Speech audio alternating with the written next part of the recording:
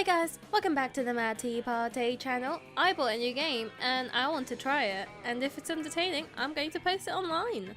I'm living for the music though, but yeah, it's called Prom, so let's do it. Oh, ooh, awesome voice effects because I don't have a very good range. Sweet. Ooh, just me. Ooh. Let's do short game, because 30-minute episode. Spooky high school, the sweetest years of our lives. Back then, we were young and unafraid. Sometimes reckless, sometimes brilliant, sometimes just stupid, but always willing to live life to the fullest. Yeah, pretty stupid sometimes. We were on a wild journey to discover who we really were. Who are you? Ooh. I want to be a zombie.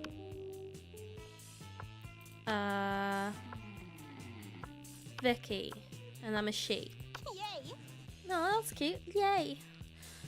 And we had yet to experience its ultimate challenge, the Monster Prom. I remember it clearly. 3 weeks were left, and as we fantasized about our dream prom dates, we were all scrambling to catch the attention of one of our 6 most charismatic classmates. Miranda Vanderbilt, 19, a sweet mermaid princess who was as cute as she was genocidal. Okay. Damien LaVey, 21. Wait, isn't this high school? Okay, whatever. A fearless demon with a taste for destruction and a love of fire. Oh, he looks cute.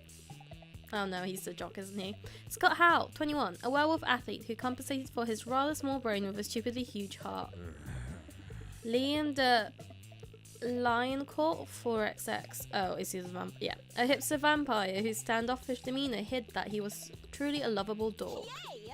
Polly Geist, 22. A party ghost with an insatiable hunger for all the wrong things. What? And Vera Oberlin, 23. A mean self-made gorgon with a merciless sense of business. It was clear. It had to be one of them.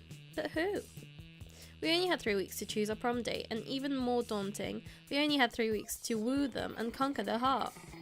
But, as I already said, we were young and afraid, and we were ready to start. Who do I want to go for? Welcome to Monster Prom's stupidest pop quiz ever. All minds are rotten, but they are rotten in so many different ways.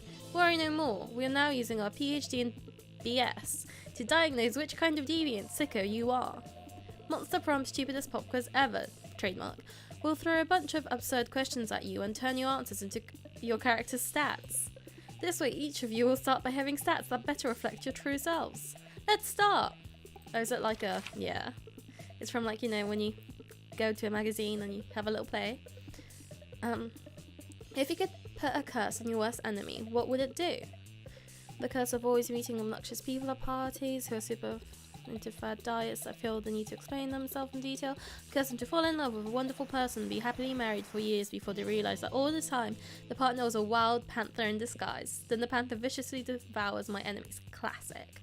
You can't rely on the effectiveness of a curse. I prefer to take care of my enemies the old-fashioned way by exposing them to unsafe doses of radiation over the course of several years. Slow and painful. Like it. Oh, apparently I'm smart. Democracy is just broken. What would be the best way of choosing the leaders of modern society? Ooh. Okay, didn't click anything. We create a reality show called America's Next Top President, where the candidate competes in all kinds of physical and mental challenges. Voter turnout will increase, and we would turn a profit on it. You put all the candidates in an empty room with a wild grizzly bear. Whoever kills the bear should be our president. If everyone dies, then it's obvious. The bear should be the president. Whoever can play the most heartbreaking violin solo wins. Yeah. Oh, creative. What would be a killer accessory? Sunglasses at night, shiny armor, fancy brass knuckles, a fabulous purse made from the skin of your worst enemy, a necklace with your own name, in case you forget. Coolness itself. I've always wanted to own a necklace of my name, but apparently that's impossible to find, so... Ah, yay, the big dork. He's not a dork. He's a bit brainless. But he looks like the kind of guy, you know? Let's go. Oh, we're going. You know, the kind of guy who's like, oh, hello, you know, I know you're not too smart and you've clearly been here for a few extra years, but you have a very big heart. Ooh. That day, while rehearsing for the class play, I can speak. It's as though the muses themselves have descended to give you, figurative, oral sex. Your performance is intense and inspiring. It will be remembered for generations, which is pretty rad by high school play standards. You gain +2 creativity. Go me. Afterwards, you notice Scott huddled next to Vera. These two hardly ever hang out. You wonder what's up. Scott seems to be showing Vera some kind of sport diagram? But we just keep losing football games over and over again. Coach says we're just not sporting hard enough, but I'm sporting as hard as I can. I figured, since you're super smart and everything, maybe you could fix your entire team in 10 minutes? Well, obviously I can do that. I'm incredible. Listen, what you need is I have no clue how to say that.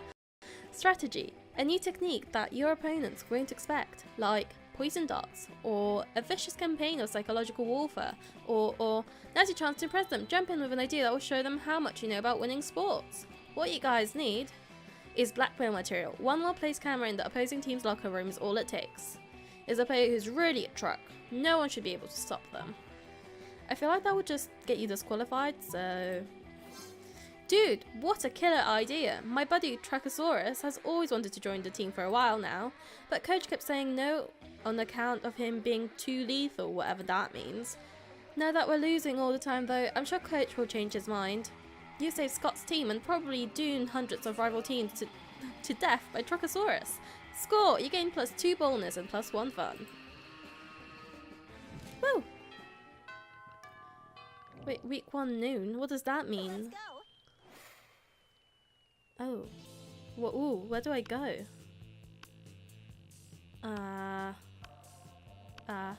See, I feel like I have to go for him now, but in reality I want to go for her. I'll do more than one. Let's go for him now. You find Polly and Scott huddled at your chosen table. If these two are together, it can only mean one thing. I hereby call this meeting of the Prank Masters to order. Prankmaster Hal, present and accounted for. Chairman Geist, all dressed up and ready to prank. Hey, how come you get to be chairman? Well, which one of us can throw chairs around the room with our ghost powers? Well, I don't have ghost powers, so... Oh, you! I get it. Chairman. But...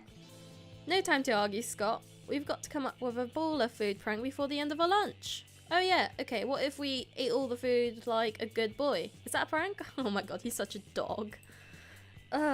No, Scott, for the last time, that's not a prank, and I do not eat. But I'm having trouble coming up with another idea. Anybody else?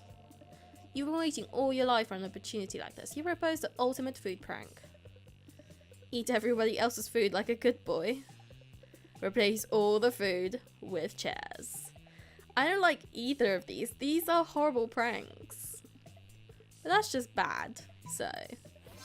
Yes! You know what they say, when life gives you chairs, do pranks with the chairs.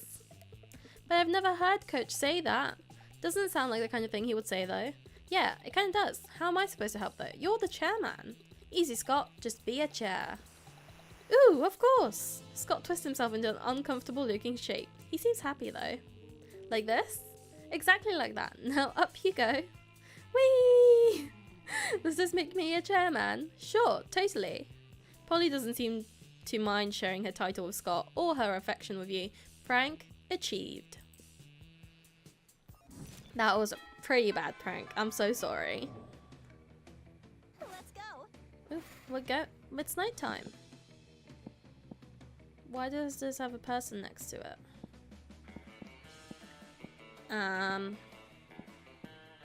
That does seems fun.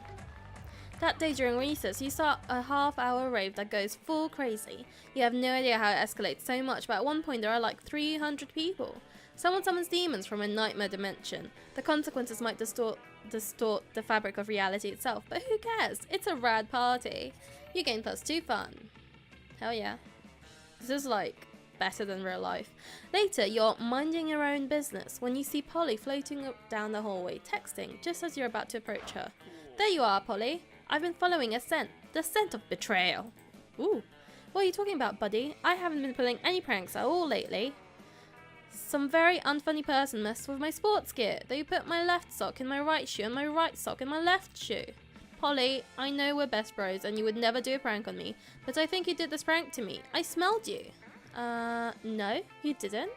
Because ghosts don't have a scent. Maybe not to a normal person, but a werewolf can smell anything. And ghosts smell like algebra and global warming. Whoa. Right. Well, if ghosts don't smell, then what am I smelling? Of course ghosts smell, like cocaine-spiked rose wine and rose science lingerie. It sure is a mystery. Hope in my van and we'll go solve it. Scott. I want to do this. I want to do this one. Ooh! A ride in the van? Can I stick my head out of the window? Of course. Anything to distract. Cheer up, my best buddy. You hop in the van to get to the case of the ghost smells. Scott opens a bag of raw bones and begins swallowing them whole. Don't mind me, I just brought some Scott snacks. Oh my god, it's literally Scooby snacks. Zoink, Scott! Oh my god. Those look delicious. If I could digest uncooked marrow, I totally would. But as it is, Polly settles for lighting up a Polly snack and getting the whole van baked. You round out today by tearing a human's face off to reveal that he was actually a spooky skeleton all along, just as you suspected. Oh boy, oh boy, oh boy, oh boy, that was fun! It's nice to let my tongue wag in the breeze. Can we go to another car ride soon, huh? Can we? Sure, bud. Anytime a prank goes anytime you want. The distraction worked like a charm, and you even got away with it, thanks to the lack of meddling kids. You gain +2 fun and +1 boldness. Oh wow. This is literally like, hi, I'm Scooby-Doo. Let's go. Why does this person move? I'm gonna go outdoors. Welcome to my little shop. Buy some shiz. I have shiz that will boost your stats. Shiz that will lead you into stupid new adventures. Even some shiz that might be much needed at some very specific moments. So, take a look. Oh. Well, apparently I'm too poor for everything. Cocaine? Tampon? Oh. I kind of want those.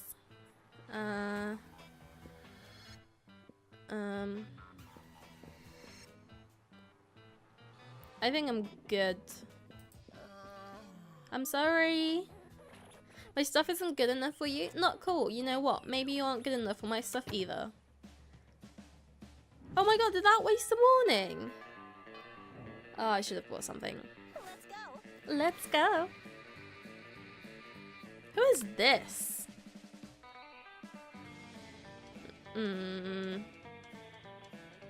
Let's just go with the pranks, because it's lunchtime, it's prank time. You approach Scott and Polly's table to find them crouched behind a pile of jelly desserts, plotting. Thanks, Rosa. If you're here, bro, come on, join in our huddle. Maybe you're curious about our huge pile of jelly jam gelatinous dessert cups. Well, want to know more? We're going for the jelly prize. Yeah, we're gonna win it. If we collect the foil covers of 100 jelly desserts, we will be the lucky winners of 1 free jelly dessert. Ah! Wow. Clever cookies. Right there. But right now we're stuck. We've only got 99. That means we need one more, Scott. We need one more. We need one more! You'd give them your jelly dessert, but you already threw it in the... But you already threw it at a bird person you hate. Guess you've got to make a choice. Steal the final jelly dessert from the jelly dessert factory.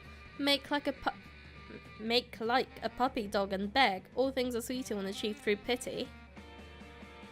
I mean, I like the first one.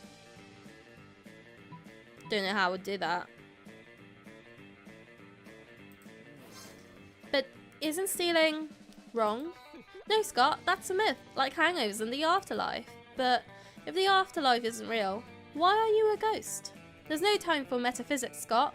We've got to heist to plan. No, Coach says stealing is wrong, unless you're stealing a ball or a base or victory from the jaws of defeat.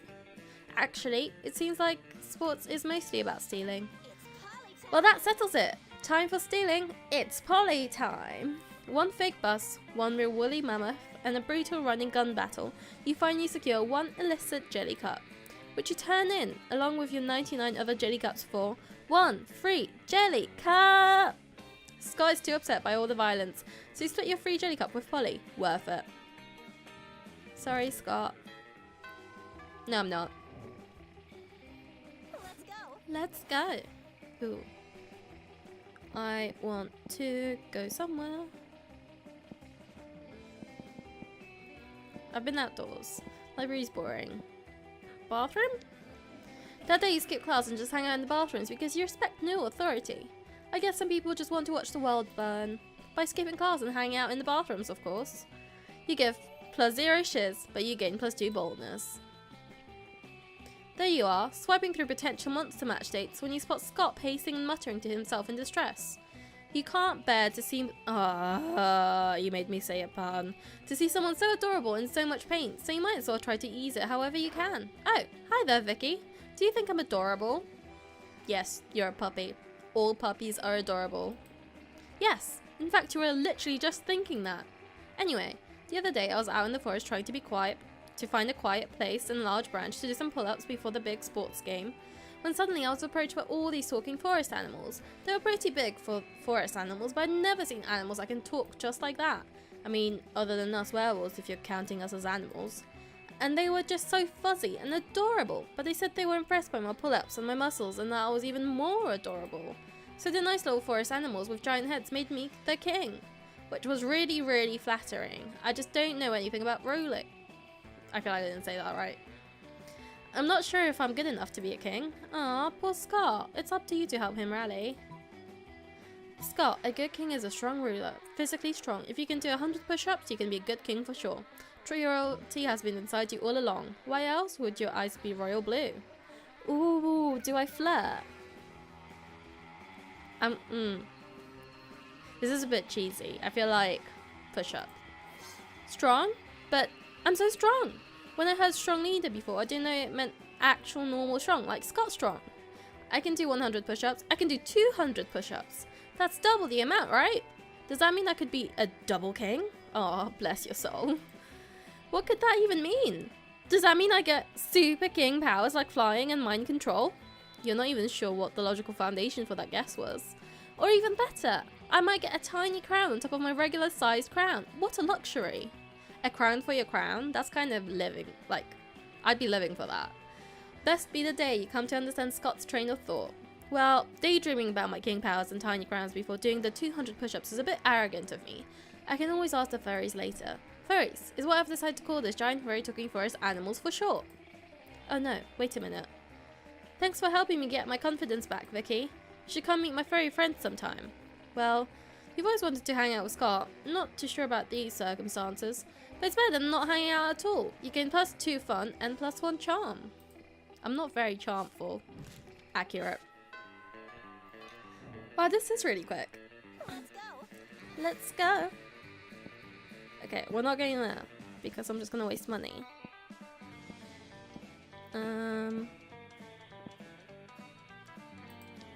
Sure. That day you spent some time on the library PCs, mining some bitcoins. Oh, did I get money?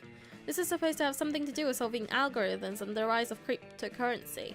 But you guess that nobody actually has any fudging idea how it really works. Anyway, you gain +2 bitcoins, which is equal to +$2 million, which unfortunately is equal to 2 months of dollars, so +2 money. Wow. I want $2 million. You're practicing your very best monster mash when you hear the sounds of an argument, which is so strange in these sacred held halls of education. Lol, JK, can you imagine? Vicky! They made me the king, and they deserve the bestest, most wonderful king there ever was. And I'm gonna work as hard as I can to be that king, no matter what it takes. Scott, you realize they're not cute little baby animals in need of a king, right? The furries. Oh, did you actually mean furries? Oh no. Wait, that's humans. I thought this was monsters. I know the furry, Vera. I'm the one who told you that. No, Scott, the furries. It's a kink. Yes, Vera, there are many kings in my plan. That's why I need to work them out to be the best ruler. Forget it. Excuse me, did you say you need help being a good ruler? I know all about that. Being a king is easy. As Daddy always says, only live peasants can stage a rebellion. Oh, Miranda, I'm not really sure. Fear is your most important weapon. Your second most important weapon is actual weapons. I feel like I should have gone for the smart ones. Torture soup spoons, razor teacups, a knife on fire, you know, the usual. I don't know, Miranda. I appreciate the advice, but I don't think that's the kind of king I want to be. Nonsense. I'll go get you the butter knife shuriken right now. Fudging hell. It just seems so unnecessary. There must be a better kind of way to rule. Right, Vicky? I want them to have a happy time under Scott the First. They've been so nice to me. They've written me beautiful songs, which are about my adventures, but most of them are the sort of things I definitely have not done. And they made amazing drawings of me, which are very generous in their proportions. I just think they deserve the best leader. Normal rules make the subjects pay taxes, but what if you pay taxes to them? Flag time! You can't rule a kingdom with no flag. Without a flag, it would be just a bunch of flagless people. You're 120% right. Flags are the best. Let's combine our art powers to create the very best flag ever. You get into an intense art frenzy, which is kind of hot and intimate. Somehow the two of you end up shirtless and sweaty while panting and doodling. Is this... Are you implying stuff? After 3 hours of passionate art activity, you put your clothes back on again, because of decency, but mainly because we don't have a shirtless model for Scott, and admire your work. I'd imagine it'd just be hair, he's a werewolf. Whoa, this is genius! No, it's actually a not so bad drawing of Scott shirtless and the words Scott rolls. But sure, why not? You know how to take a compliment. Scott leaves all excited, ready to execute your plan. As your elders always say, any problem can be solved by drawing shirtless people. Later, you stumble upon Scott again. He seems quite excited. There you are, Vicky. Your plan was a success. My beloved furry seem to love a flag that's basically just me shirtless. They declared it a national day that should be celebrated yearly by drawing me shirtless. Which is kind of silly, since they do that pretty much every day anyway. But the important thing is that now I'm the best ruler ever, and it's thanks to you. I would love for you to visit my kingdom someday. We might even celebrate Shirtless Scott Day together. Wink. I'm pretty sure Shirtless Scott Day was totally become your all-time favourite festivity. You gain +2 charm and +1 creativity. We're getting there. Dun dun dun dun. Dun dun dun dun. Dun dun dun dun. Ooh, what? You two together? That's different. You take your seat between the strongest and smartest men you know. Liam appears to be taking a very intense picture of some bizarre looking food. Scott is looking about as confused as you are currently. But Liam, food is delicious. It's for eating. That's why they call it lunchtime. Neither of those statements is wrong, but they also aren't quite connected. Scott, if I had the capacity to eat, I assure you, I would still ignore the actual content of the food in favour of finding the perfect combination for a flawless Instagram post. Me. No, that's a lie. Is it? I'd do anything. Oh, I see. You're going to post a picture to advertise the food to people who can actually eat it. You're so smart. I'll be happy to eat your food for you. I'm afraid your palate is way too unsophisticated to appreciate these rare Japanese delicacies. What is it? Ooh, they're Japanese? Do you have any Scott snacks? You know what? Fine. I've taken all the pictures I need. Eat whatever you want. Thanks, Liam. Ooh, they all look so yummy. I don't know where to start. Vicky, any ideas? Maybe your choice of snack can get one of these boys to want to snack on you. In an innuendo way. Not literally. I mean, he's a vampire, so... Obviously, the lychee fruit flavoured custard with a side of tofu and a drizzle of raspberry extract is the most superior food on the plate. Go for the brightly coloured bag of meat biscuits that someone has an anime drawing of Scott's face on it. That totally says Scott snacks.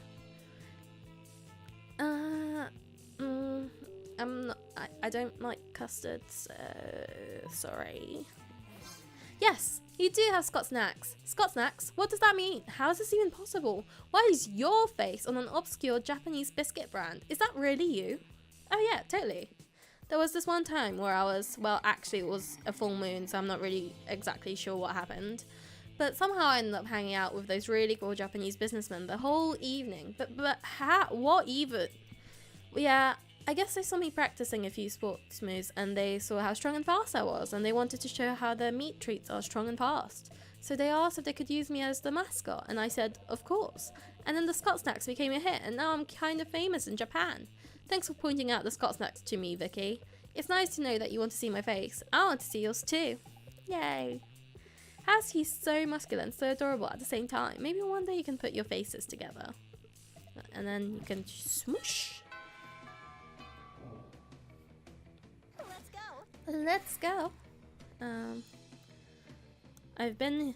Actually, gym's the only place I haven't been, right? I haven't been to class. But, I mean, this is about prom. This isn't about my education. That day, an epic dodgeball match takes place. Everything seems lost, but you deliver an inspirational speech that fuels your team's spirit, leading to a spectacular comeback.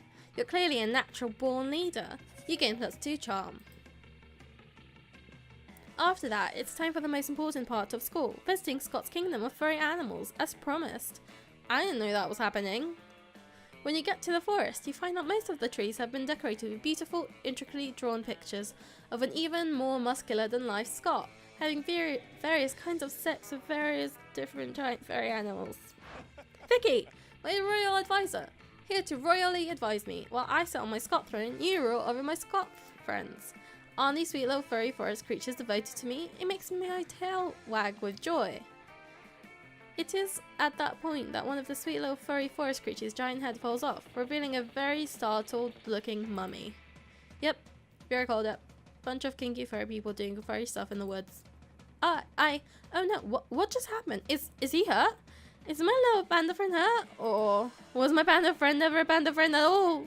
Oh, no, Scott will not be losing his pure joy and innocence over some furry shitty costume skills. I said shitty. Too late to go back now. Not on your watch. Not today. You think quickly.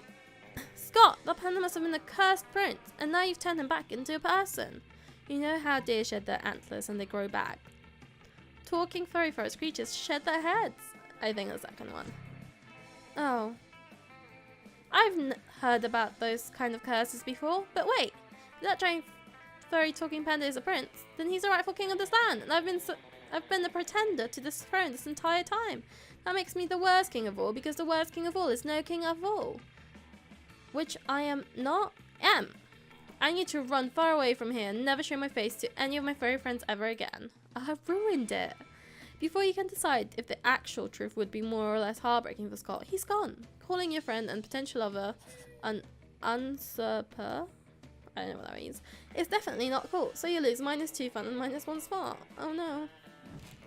The monster prom draws... Oh. I mean... Scott? Yes. Let's go. You finally pluck up your courage and ask your beloved to go to the monster prom with you. Huh? Prom? I don't know. You're nice and all, but I have great sense of smell. And somehow this smells like a bad idea. So I should pass, bro. Sorry. You knew you should have taken the shower before asking Scott. You were so ashamed that you failed it that after prom you photoshopped Garfield into all your prom pics as if he was your prom date. Yeah, Garfield the orange cartoon cat. Not your brightest idea. Anyway, even with your Photoshop skills, you still couldn't Photoshop the sadness of your face away. Sad. Well, I mean, that sounded accurate, to say the least. Me. That's a lie. I went to an all-girls school. We have a prom, but we weren't allowed to bring dates. So... Oh. Monster Prom, 20XO. Those 3 weeks were maybe the most epic and absurd weeks of our lives. After Monster Prom, we kept on living our lives, falling in love, battling for friendship, and learning who we were and who we could be. And you know what? As it always does, life happened, and it was wonderful. Scott became a world-renowned athlete, but he ended his career to come back to his hometown and take on the job of the athlete he admired the most. Now he's here again at high school, working as coach. Oh, that's Coach! Polly took a summer job as the ghost of Christmas present. She spent most of the time partying since there was almost no work because, you know, it was summer. Liam started an iconoclastic band that broke all conventions. The latest album has been a hit. It has no songs at all. The album is actually just a banana set on fire. And be sure, Liam doesn't care if you don't get it. Oh, he's like the cool hipster kid. During those 3 weeks, Monster Prom seemed bigger than life, and then it was just gone, just like that. The battle for Monster Prom might have ended then, but there were lots of battles left in that war called youth. But once again, we were young and unafraid, and we were ready to start.